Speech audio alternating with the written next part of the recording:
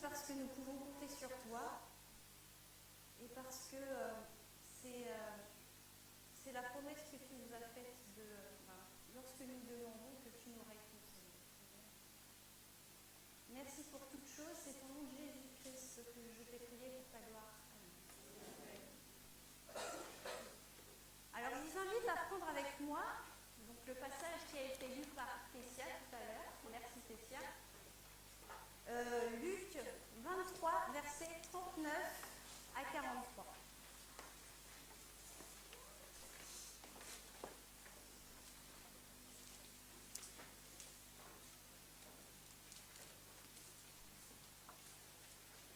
L'un des malfaiteurs crucifiait l'injurié, disant « N'es-tu pas le Christ ? Sauve-toi toi-même et sauve-nous. » Mais l'autre le reprenait et disait « Ne crains-tu pas Dieu, toi qui subis la même condamnation ? Pour nous, c'est justice, car nous recevons ce qu'ont mérité nos crimes. Mais celui-ci n'a rien fait de mal. » Et il dit à Jésus « Souviens-toi de moi quand tu viendras dans ton règne. » Jésus lui répondit « Je te le dis, en vérité, aujourd'hui, tu seras avec moi dans le paradis. » C'était la période de la Pâque juive. Sur une colline située à l'extérieur de Jérusalem, colline appelée le Golgotha, Jésus vient d'être crucifié après un procès injuste et expéditif. Jésus, le Messie, le Fils de Dieu, le Roi des rois, se trouvait là, au milieu de deux brigands. Le prophète Ésaïe l'avait annoncé quelques siècles plus tôt. Il a été mis au nombre des malfaiteurs. Sur le mont Calvaire, 3 croix, 2 brigands et Jésus au milieu. Alors que les malfaiteurs enduraient des souffrances physiques insoutenables de leur châtiment, chacun de ces hommes vont s'adresser à Jésus. Le premier, au verset 39, donc l'un des malfaiteurs crucifiés l'injuriait disant « N'es-tu pas le Christ ? Sauve-toi toi-même et sauve-nous. » Dans sa réplique, il suggère à Jésus de le sauver. Mais qu'attendait-il exactement ? Que signifiait pour lui être sauvé ? Vous me direz, c'est évident. Il a été flagellé, il a dû porter la partie transversale de sa croix jusqu'en haut de la colline. Par-dessus le marché, il est cloué par les poignets et par les jambes. Imaginez ses souffrances. Il a des blessures de partout et en plus, la position dans laquelle il est mis l'empêche de respirer correctement. C'est évident, il souffre, il a mal et il veut que ça s'arrête. Il s'adresse à Jésus et lui demande de le sauver.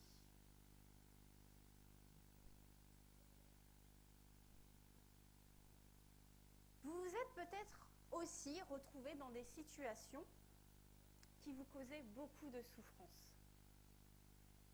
vous poussant à réclamer que Dieu entre en action dans votre vie, qu'il fasse quelque chose. Vous souffrez et vous en avez assez. Un collègue de travail insupportable, des relations de voisinage compliquées, des disputes dans le couple, pour les enfants, la moquerie des camarades de classe. Que signifie donc pour nous être sauvés ? Être délivrés de nos souffrances et de nos épreuves du moment ?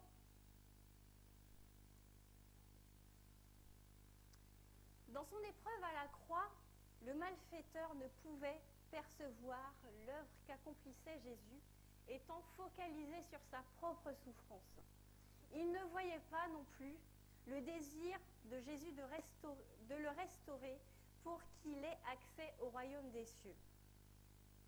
non seulement le Seigneur agissait déjà pour le sauver, mais il était à ses côtés, subissant le même châtiment. Dans nos épreuves, n'oublions pas deux choses. La première, pensons à l'œuvre de restauration que Dieu veut produire en nous par ce moyen, afin que nous soyons héritiers de son royaume. Idée que l'on retrouve dans le passage de l'Épître aux Romains, chapitre 8 au verset 28. Nous savons du reste que toute chose concourt au bien de ceux qui aiment Dieu, de ceux qui sont appelés selon son dessein. Deuxièmement, nous ne sommes pas seuls. Soyons convaincus de cela, mes frères et sœurs, nous ne sommes pas seuls. Jésus est là. Il peut compatir à nos souffrances. Comme le dit Hébreux 4, verset 15, « Car nous n'avons pas un souverain sacrificateur qui ne puisse compatir à nos faiblesses. Au contraire, il a été tenté comme nous en toutes choses, sans commettre de péché. » Le Seigneur est là en toutes circonstances, dans tout ce que nous traversons. Permettez-moi de revenir encore sur cette phrase et d'insister. Le malfaiteur dit « N'es-tu pas le Christ? Sauve-toi toi-même et sauve-nous. » Ces propos font écho à ceux des principaux sacrificateurs et à ceux des soldats. Des termes que l'on voit relatés un petit peu plus haut dans le chapitre, au versets 35 et 37. Les magistrats se moquaient de Jésus, disant « Il a sauvé les autres, qu'il se sauve lui-même, s'il est le Christ, l'élu de Dieu. » Les soldats aussi se moquaient de lui, s'approchant et lui présentant du vinaigre. Ils disaient « Si tu es le roi des Juifs, sauve-toi toi-même. » En effet, on peut dire que le larron reprend certainement les termes par l'influence de ceux qui l'entendent autour de lui. Ou plutôt, selon lui, Jésus n'a rien de l'apparence d'un Messie héroïque qui doit libérer Israël du joug romain. Jésus était loin d'avoir la tête de l'emploi. De plus, si c'était le cas, s'il était vraiment le super-héros d'Israël, il se trouvait dans une bien mauvaise posture. Par conséquent, le malfaiteur abordait Jésus avec, a priori, des idées préconçues et incrédulité.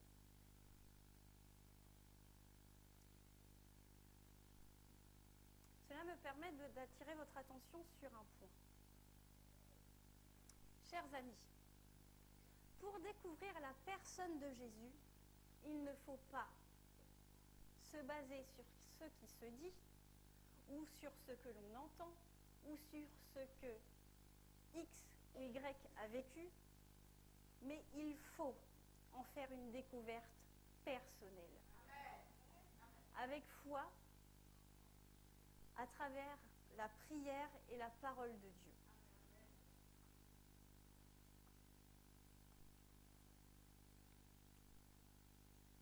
Je reviens encore sur la phrase, pour la troisième fois. Vous pouvez peut-être la dire en même temps que moi. N'es-tu pas le Christ? Sauve-toi toi-même et sauve-nous.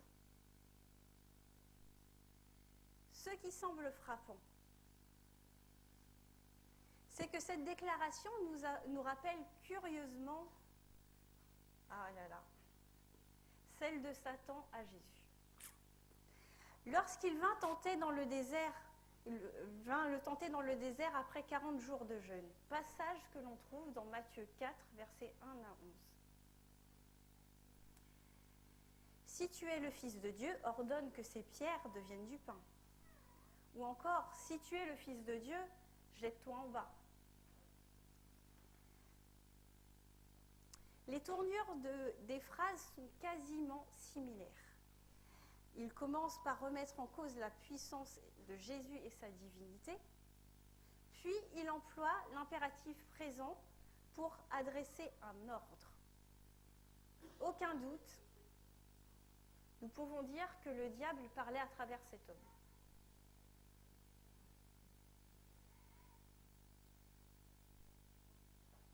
Mes amis, mes frères et sœurs, soyons vigilants pour que nos paroles ne soient pas influencées par l'ennemi. Veillons à ce que nos mots soient toujours source d'encouragement et de bénédiction pour nos semblables. De la même bouche sortent la bénédiction et la malédiction. Il ne faut pas, mes frères, qu'il en soit ainsi. C'est Jacques 3, verset 10. L'apôtre Jacques qui nous le dit. Maintenant, je vous invite à tourner vos regards sur le deuxième malfaiteur. Les propos que l'on retrouve du verset 40 au verset 42. Mais l'autre le reprenait et disait : Ne crains-tu pas Dieu, toi qui subis la même condamnation ? Pour nous, c'est justice. Nous recevons ce qu'ont mérité nos crimes. Mais celui-ci n'a rien fait de mal. Et il dit à Jésus : Souviens-toi de moi quand tu viendras dans ton règne. Ce brigand était aussi coupable que le premier pour subir une telle condamnation. Une situation initiale, leur situation initiale était identique. Mais analysons un petit peu la démarche de ce dernier. Au verset 40, il reproche à son compagnon d'infortune son attitude et sa façon de s'adresser à Jésus. Visiblement, lui a la crainte de Dieu. Deuxièmement, au verset 41, il reconnaît sa culpabilité et il confesse la justice de Jésus. Et enfin, au verset 42, il adresse à Jésus une prière très courte mais profonde. Souviens-toi de moi quand tu viendras dans ton règne. Dans cette simple phrase, le malfaiteur exprimait une foi immense, une profession de foi. Il déclarait non seulement qu'il reconnaissait la souveraineté, mais également l'établissement du royaume de Jésus et de sa puissance sur la mort. Plusieurs ont été disposés à reconnaître Jésus leur sauveur alors qu'il opérait des miracles, ou quand il sortit victorieux du tombeau. Mais seulement le coupable, sauvé à la 11e heure, le reconnaît pendant qu'il agonise sur la croix.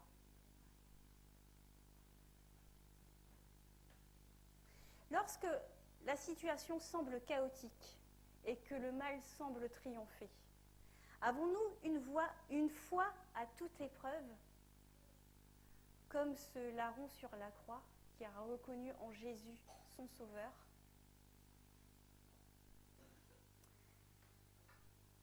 Percevons-nous les promesses certaines du Seigneur dans ces moments difficiles ?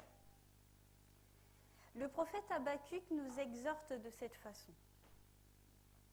Car c'est une prophétie dont le temps est fixé. Elle marche vers son terme. Elle ne mentira pas. Si elle tarde, attends-la, car elle s'accomplira certainement. Tout ce que Dieu dit, il le fait. Certes, parfois des situations dans lesquelles on se trouve nous prouvent le contraire, nous montrent le contraire, mais ne nous attardons pas sur cela. Mais rappelons-nous sans cesse ce que Dieu nous promet chaque jour.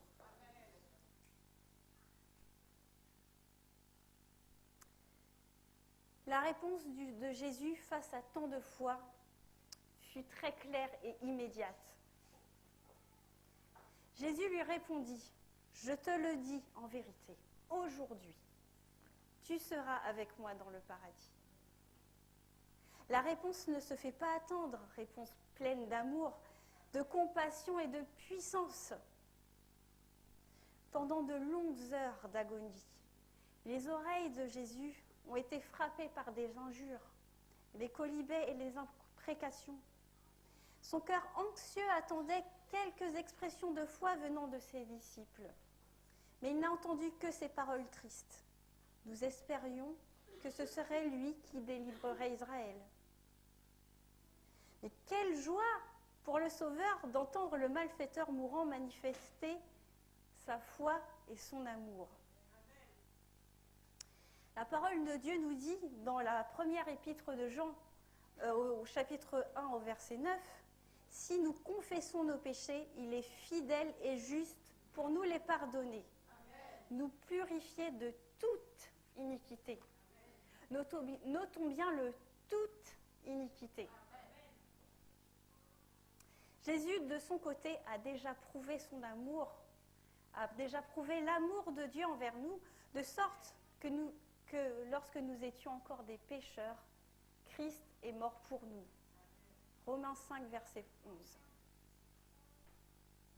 Cet amour, il l'illustre parfaitement à travers la parabole de la brebis perdue, dans laquelle il n'hésite pas à partir à la recherche de cette seule brebis sur les 99 et qu'il cherche jusqu'à ce qu'il la trouve. Imaginez donc son bonheur d'entendre les paroles de repentance de cet homme qui a fait Dieu sait combien de choses dans sa vie, mais qui est revenu vers Dieu, lui implorant son pardon. Dans cette histoire, il y a comme une mise en abîme. Je m'explique. Une œuvre de grâce dans la grande œuvre de la grâce. Une petite histoire dans la grande histoire, qui donne une dimension encore plus profonde de l'action de Jésus. Cette histoire nous montre plusieurs points. Que même dans sa souffrance, Jésus ne manque pas là une occasion d'accorder son salut à une âme qui le réclamait. On voit aussi que la grâce est à portée de main et est accessible par la foi et qu'elle tient compte de chaque individu. On peut voir aussi que même l'homme le plus misérable y a droit. L'homme qui se considère comme le dernier, qui n'a plus de considération pour lui-même, eh bien, Dieu a de la considération pour lui. Et enfin, qu'il n'y a pas de faute irréparable. Deux hommes à gauche et à droite de Jésus. Deux hommes symboles de l'humanité perdue auprès de laquelle Jésus est venu pour accorder le salut. Pour accorder le salut, mais aussi de lui permettre d'échapper à une mort certaine. Tous deux étaient coupables, méritant leur châtiment. Tous deux avaient le salut à portée de main. Et un seul l'a saisi.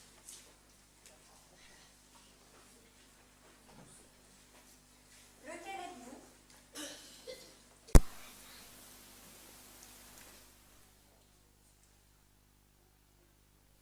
Deux démarches complètement opposées. Quelle est la vôtre ? Quelle est ma démarche ? Quelle est notre démarche ?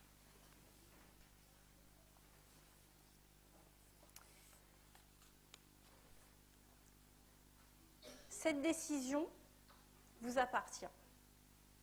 Car Jésus, lorsqu'il fit cet acte, ce fut pour chaque individu qui compose l'humanité, y compris moi,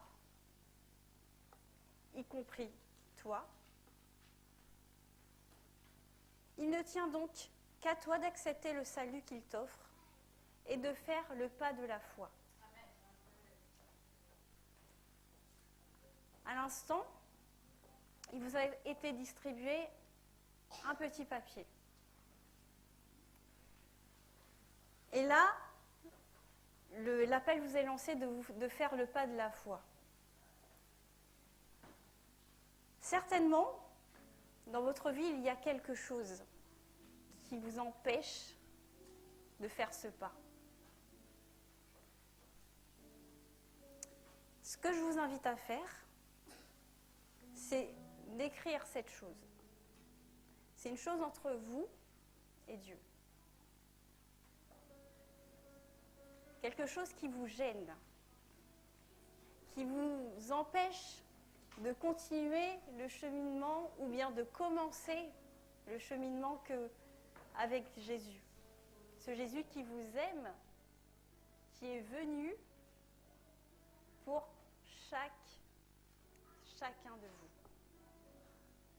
Alors, je vous invite à prendre un crayon, un stylo, à écrire justement cette chose qui vous tient à cœur, qui empêche à Jésus de rentrer complètement dans votre cœur et de commencer cette œuvre de restauration.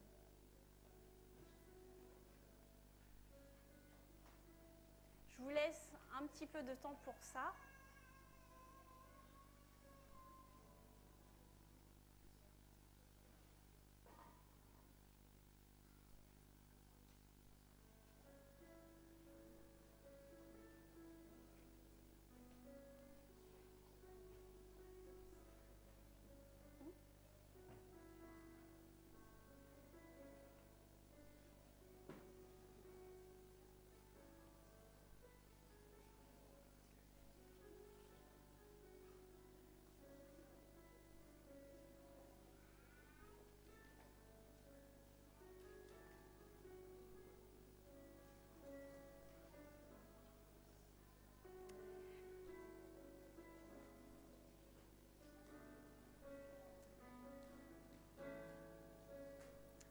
N'oubliez pas, c'est une chose entre Dieu et vous.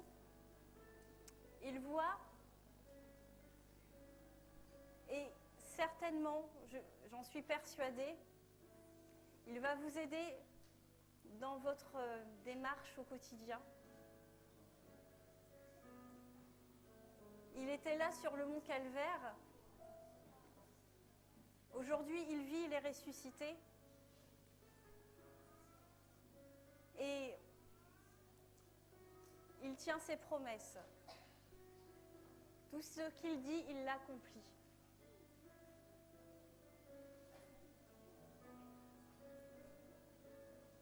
Alors c'est bon? Vous avez pu écrire sur ce papier?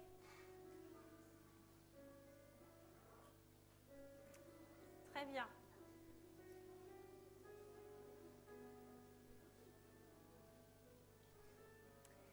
Maintenant, je vous invite à venir jusque devant ce récipient et à déposer justement votre papier.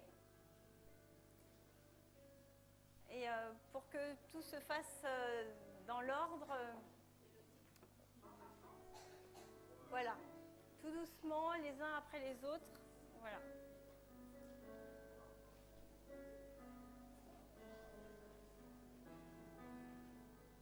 Le Seigneur est mort pour chacun d'entre nous. Pour celui qui se considère comme étant le plus misérable,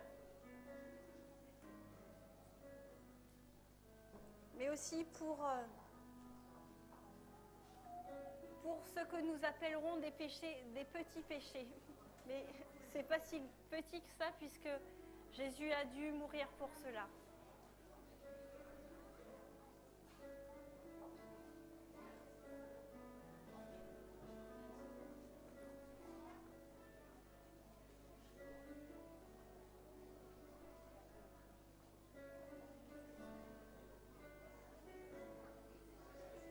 sais pas une mien.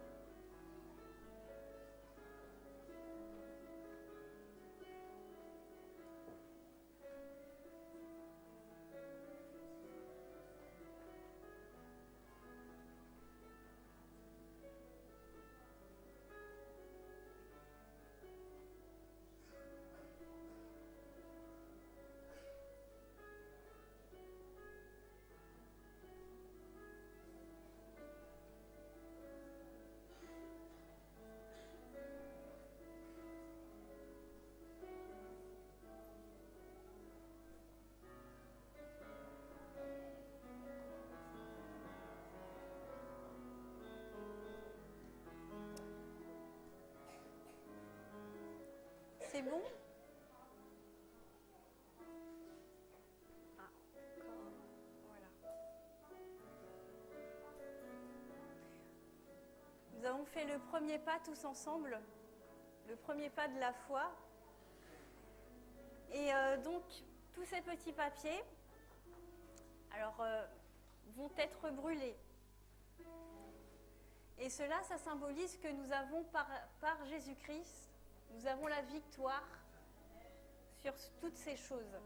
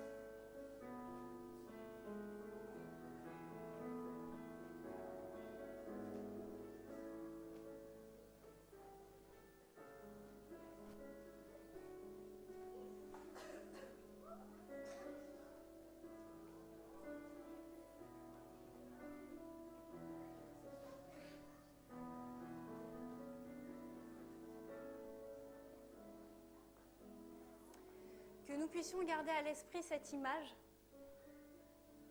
que nous avons la victoire sur toutes ces choses en Jésus-Christ. Nous avons la victoire sur ces péchés, sur ces choses, mais aussi nous avons accès à la vie éternelle par son sang.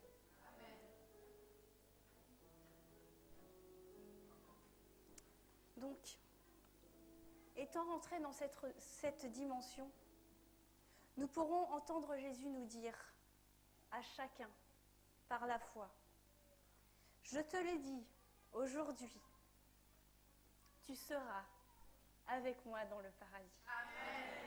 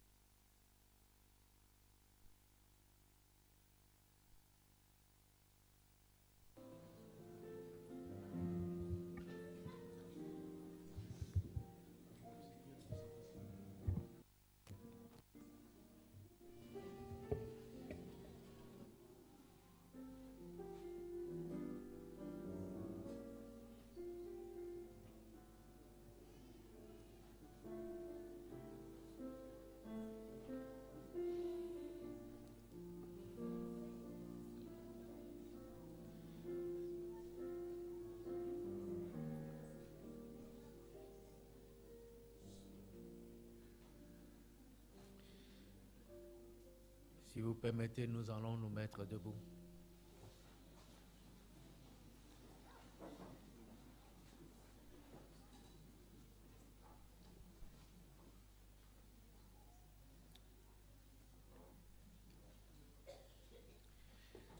Cette promesse de Dieu aussi, elle est certaine, comme toutes les autres.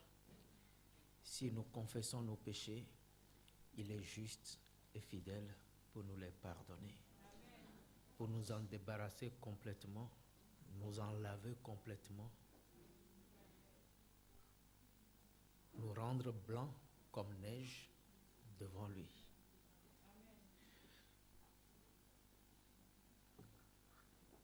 En ce moment, nous allons tout simplement remercier l'Éternel qui a bien voulu encore une fois nous débarrasser de tout ce qu'il y avait dans ce tas et faire notre cette certitude du pardon que nous avons. Amen. Et garder dans notre cœur la joie que donne ce pardon que Dieu donne. Ce n'est plus le moment de dire pardon, mais c'est le moment de dire merci pour le pardon. Nous prions. Seigneur notre Dieu, notre Père, nous sommes debout devant ta face pour te dire merci, une fois encore, pour tout ce que tu viens de faire pour nous en ce moment précis. Merci Seigneur pour tous ces cœurs soulagés. Merci pour notre statut retrouvé en toi. Merci Seigneur pour la blancheur retrouvée. Merci Seigneur pour les fils et filles de Dieu que nous sommes encore devant ta face en ce moment. Au-delà de tout, Seigneur, nous voudrons te remercier pour la vie éternelle que nous avons garantie en toi. Puisses-tu à présent, Seigneur, permettre que chacun de nous puisse évoluer main dans la main avec toi, de victoire en victoire, de joie en joie, dans la paix et la sérénité, Seigneur, que tu sais donner aux consciences qui sont dérangées. Merci, Seigneur, pour tout ce que tu fais et merci pour tout ce que tu feras encore pour chacun de nous.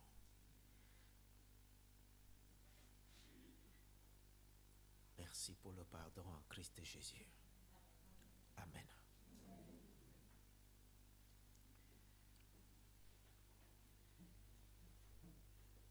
Maintenant, de joie en joie, mon Seigneur me fait marcher. C'est ça? C'est ça? C'est ça? Que l'Éternel nous fasse marcher maintenant de joie en joie jusqu'à ce que nous le retrouvions. Amen. Amen.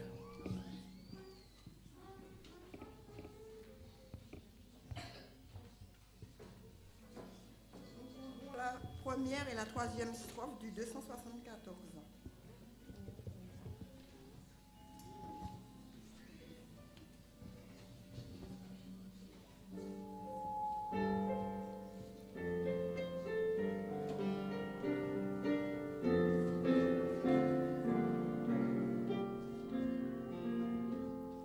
Source féconde, salut du monde, le sang de Christ répandu.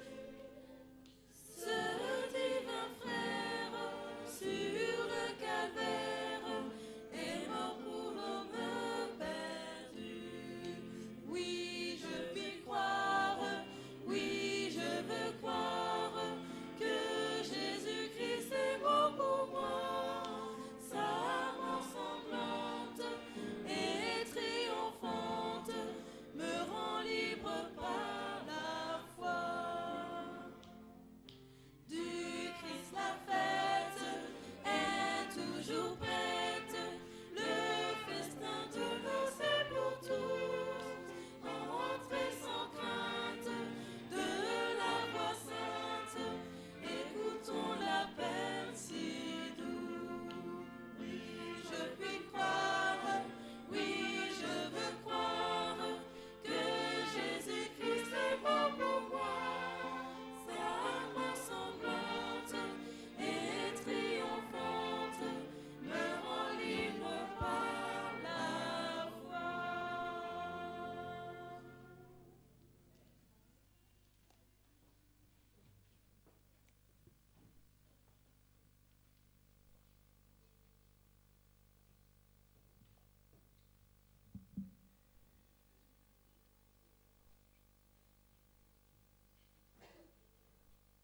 Que la grâce de notre Seigneur Jésus-Christ, l'amour de Dieu, la communion du Saint-Esprit soit et demeure avec chacun de nous maintenant et à jamais. Allons dans la paix du Seigneur. Amen.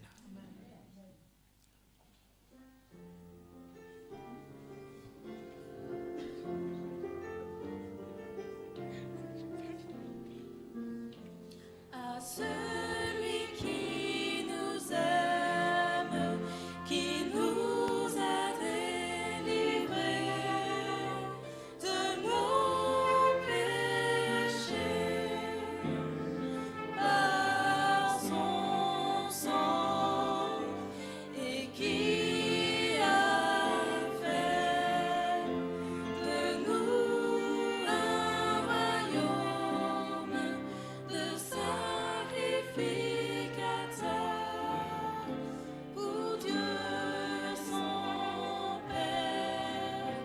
À lui soit la gloire et la puissance. À lui soit la gloire et la puissance au siècle des siècles. Amen.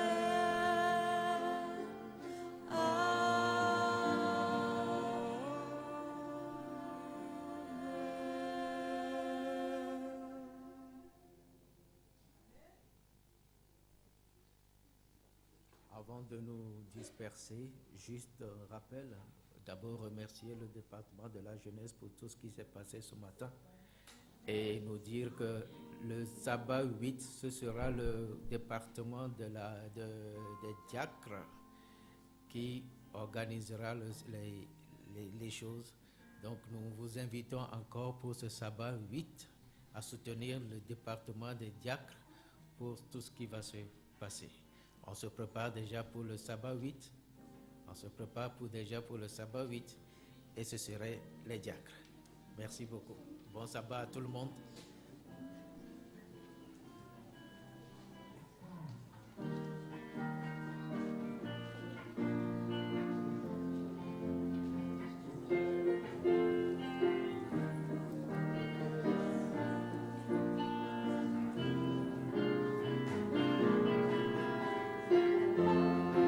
droite, à gauche, faites.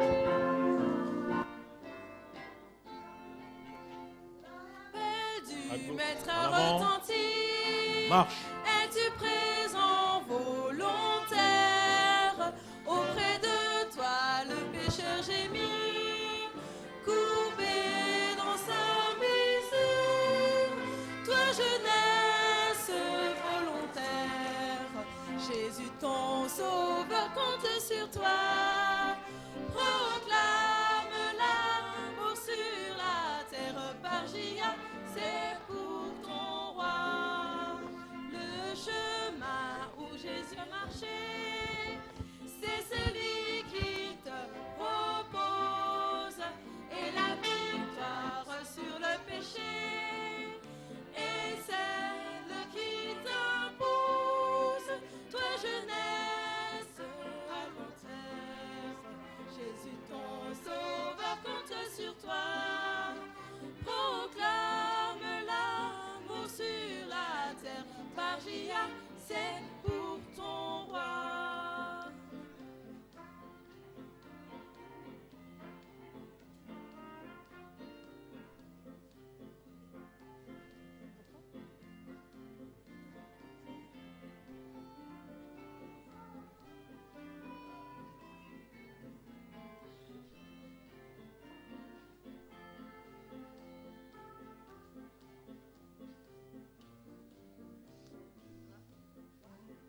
La paix du maître retentit.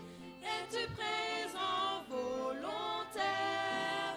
Auprès de toi le pécheur gémit, courbé dans sa misère. Toi jeunesse volontaire, Jésus ton sauveur compte sur toi. Proclame l'amour sur la terre par J.A., c'est pour ton roi. Le chemin où Jésus a marché, c'est celui qu'il te propose, et la victoire sur le péché